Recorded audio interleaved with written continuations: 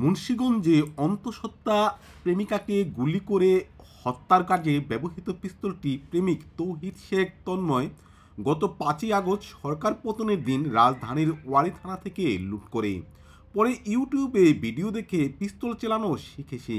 তৌহিদের বরাত দিয়ে এমনই তথ্য জানিয়েছেন ওই মামলার তদন্তকারী কর্মকর্তা জেলা ডিবি পুলিশের উপপরিদর্শক মোহাম্মদ ইয়াসিন।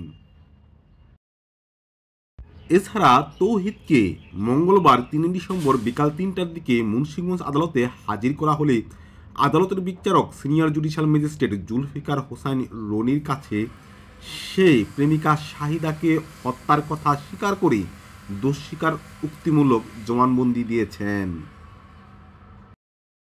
ডিবির তদন্তকারী কর্মকর্তা মোহাম্মদ ইয়াসিন আরও বলেন, তন্ময়ের বিরুদ্ধে মোট 3টি মামলা হয়েছে। হত্যায় ব্যবহৃত অস্ত্রটি কেরানীগঞ্জের ডোবা থেকে উদ্ধারের ঘটনায় কেরানীগঞ্জ মডেল থানায় একটি মামলা হয়েছে। এছাড়া ওয়ারী থানা থেকে অস্ত্র লুটের ঘটনায় ওই থানায় দায়েরকৃত মামলায় তাকে আসামি হিসাবে অন্তর্ভুক্ত করা হবে। এছাড়াও মুন্সিগঞ্জে গুলি করে শাহিদাকে হত্যা করার ঘটনায় অপর একটি মামলা, সব মিলিয়ে তার বিরুদ্ধে 3টি মামলা হবে। তদন্ত কর্মকর্তা আরও বলেন, ভিডিও শেয়ারিং মাধ্যম টিকটকে পরিচয় হয় তার শাহিদার সাথে। 4 বছর চুটিয়ে প্রেম করলেও প্রেমিক তৌহিদ শাহিদাকে বিয়ে না করতে চেয়েছিলেন পরিবারের ইচ্ছায় বিয়ে করতে। এতে শুরু হয় দ্বন্দ্ব।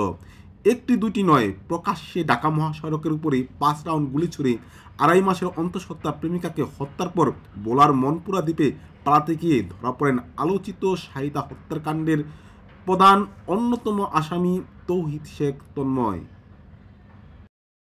পুলিশ জানায়, নিহত শাহিদা ইসলাম রাফার একাধিক সম্পর্ক নিয়ে তৌহিদ শেখ তন্ময়ের সাথে দ্বন্দ্ব ছিল তার। ঘটনার আগের দিন রাত 29 নভেম্বর শুক্রবার শাহিদাকে ফোন করে ঘুরতে যাওয়ার কথা বলে বাসা থেকে বের হতে বলে তৌহিদ। পরে লোকাল বাসে করে দুইজন চলে আসেন মুন্সিগঞ্জের মাওয়াঘাটে। রাতভর সেখানে ঘোরাঘুরির পর শনিবার 30 নভেম্বর ভোরে 6:30টার দিকে খানবাড়ি সিএনজি স্ট্যান্ড এলাকায় আসেন তারা। সেখানে প্রেমিকা শাহিদা নিজেকে 2.5 মাসের অন্তঃসত্ত্বা দাবি করে প্রেমিক তৌহিদকে বিয়ের জন্য চাপ দেয়। আশেপাশের লোকজন তাদের মধ্যে চিল্লাচিল্লি শুনে এগিয়ে থাকলে তৌহিদ এই নারীকে নিয়ে ঢাকা মহাসড়কের সার্ভিস লেন ধরে পদ্মা সেতুর উত্তর টল প্লাজা থেকে 200 মিটার দূরে দোগাছি ফুটওভার ব্রিজের পার করে। পরে কয়েক দফা শাহিদাকে চত্থাপ্পড় মারে তৌহিদ।